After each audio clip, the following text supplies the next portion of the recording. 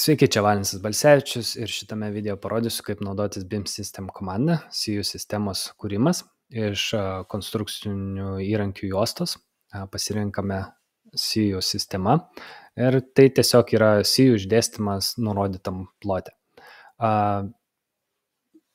Savybių lange galime pasirinkti, ar tai bus 2D plokštumoje išdėstytos sijos, ar 3D plokštumoje išdėstytos sijos,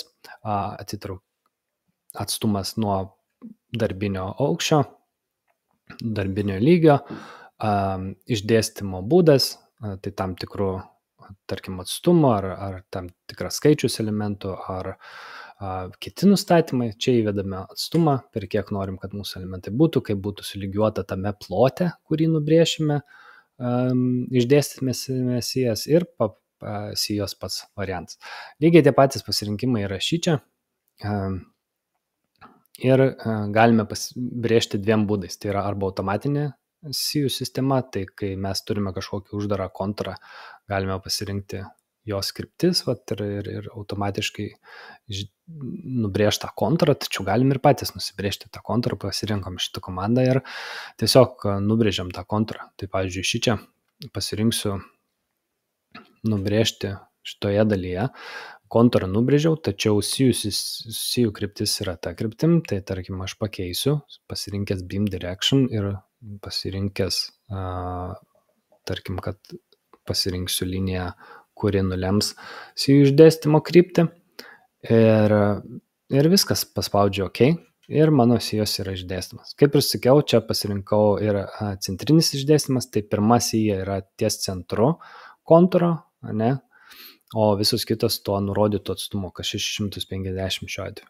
Jeigu pasirinksiu kitą lygiavimo būdą, tai tarkim nuo pabaigos, tai nuo kontūro iki pirmos sijos bus būtent tas atstumas, o pačios pirmos sijos nebus. Kitas dar variantas yra, kad nuėjęs į kontūro redagavimą galiu pasirinkti sijų kryptį, nubrėžti, kurioje konkrečioje vietoje pirma sija turi prasidėti, tarkim, ir paspausti OK. Ir tada pasirinkti, kad lygiavimas būtų pagal direction line. Ir matot, šitą siją tada atitinka šitos mano nubrėžtos sijų krypties linijos vietą. Ir nuo tos jau vietos 650 yra į abi pusės išdėstomi elementai.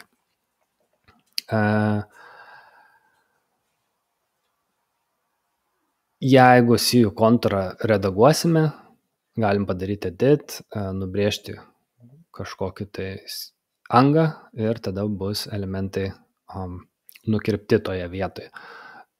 Taip pat galime padaryti, kadangi nubrėžus sijų sistemą, kiekvienas elementas yra kaip ir užrakintas su šitu pin, tai aš galiu padaryti unpin ir tada ten redaguoti tą kiekvieną atskirą elementą, o visi kiti vis dar bus pririšti ir dar būsiu nepraradęs sijų sistemos, bet mano patirtį naudojant sijų sistemas, tai paskui redaguojant šitą kontūrą kažkas tai nušoka su tais elementais, pradeda nebeveikti, kurie buvo modifikuoti, todėl jeigu reikia modifikuoti, galima galbūt vėliau tai daryti, arba tiesiog jau kai maždaug sumodeliuota ta SIU sistema, pasidaryti remove BIM system ir tada tiesiog tos SIU sistemos nebelieka, lieka paprasčiausiai lyg būtume modeliavę paprastuoju būdu structural framing elementus, taip braižę ir jie tada visi čia lieka. Vėl panaudojus jų sistemą, visi galai dabar nuėmus yra su automatiškai jungiami su kitais elementais. Tai tas irgi šiek tiek man nepatinka ir aš SIU sistemą retai naudoju, tačiau buvo atvejis, kai pravertė esant sudėtingai situacijai. Tai yra, pavyzdžiui, jeigu aš naudoju SIU sistemą, brėžiu ir uždegu šitą 3D variantą ir pasirinku,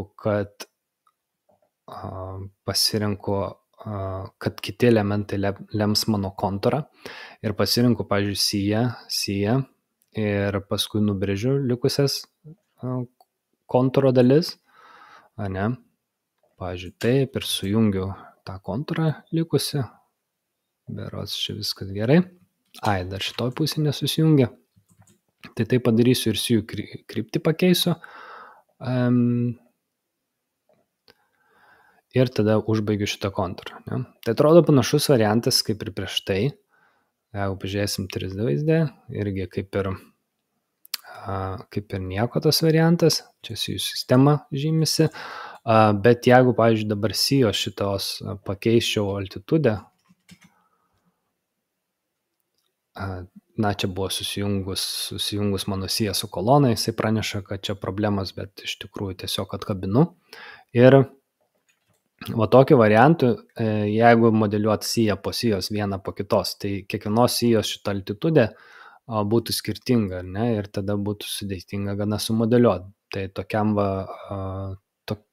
galbūt variantui man teko nemažai tokių SIO buvo projekte, visas tas stogas toksai įdomesnis, tai o daugiau dar esu naudojęs techniniam projekte bent jau, labai pravertė šitą funkciją. Tai kai pasirinki plokštumą ir joje nubraižai SIO sistemą, bet galite tai pamatyti kituose video.